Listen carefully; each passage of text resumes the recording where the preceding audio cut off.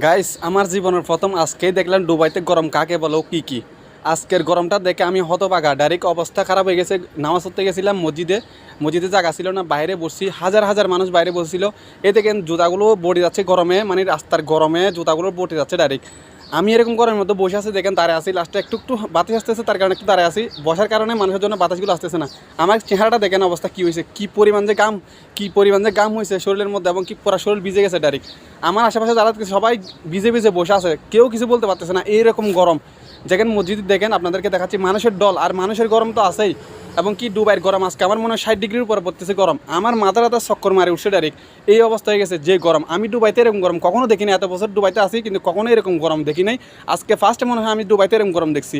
আমি ভিডিও করতে পারতেছি না, এখানে ভিডিও করে অ্যালাউ নাই, তারপরে চুরি করে করতেছি ভিডিওগুলো আপনাদেরকে দেখানোর জন্য। প্রবাসী যে কত কষ্ট করে, যেখানে যায় না কেন প্রবাসী সেখানেই কষ্ট, কোনো জায়গায় সুখ নেই প্রবাসীর। নামাজ পড়তে আসছি, জায়গা ছিল না বিলেই আজকে বাইরে পড়তেছি, কিন্তু বাইরে পড়ার কারণে আজকে যে গরম এরকম পড়বে কখনো বুঝতেও পারি নাই।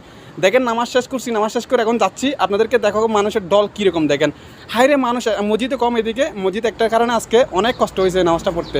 যাই হোক, আল্লাহর জন্য কষ্ট করছে, এটা বড় কথা না। বড় কথা হচ্ছে দুবাইতে কী পরিমাণ গরম পড়ে সেটা আপনাদেরকে বোঝানোর জন্য ভিডিওটা বানানো হয়েছে। সবাই শেয়ার করে দেবেন, একটু ধন্যবাদ।